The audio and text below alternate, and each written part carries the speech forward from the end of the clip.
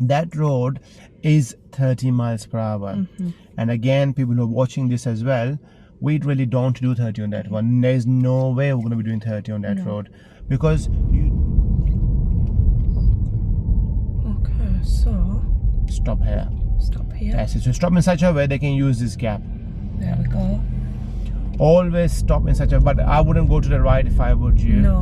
Where you position yourself with more to the Left. and where your body should be more to Left. my side like this. So Yes. lean your body towards my To side. check. Yeah. Okay. Now what is the speed limit on this road?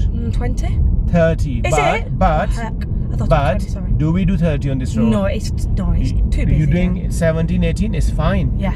So look at that. Yeah. Okay. So in this scenario, forget about, because 30 is a maximum you can do. But it's not always. You don't always have to You do can go slower depending on the scenario, depending on the situation. Brilliant. Right now, cars parked on the both sides. that. Yeah. Narrow road and your view restricted. Yeah. So you do less space and Lesser speed. less speed. Yeah. Yeah. Now, technically, it is your road because the traffic is parked on the opposite direction. So side. technically, it's on their way. Yeah.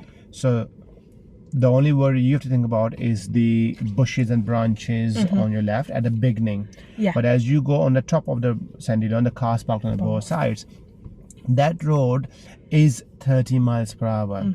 And again, people who are watching this as well, we really don't do 30 on that one. There's no way we're going to be doing 30 on that road, because you don't know if you're going that fast if the children come between the cars. Yeah. Or what if any cyclist comes up between that cars parked over? You just don't know, or any pedestrian. So we do less space, less speed. Now the question is how much less.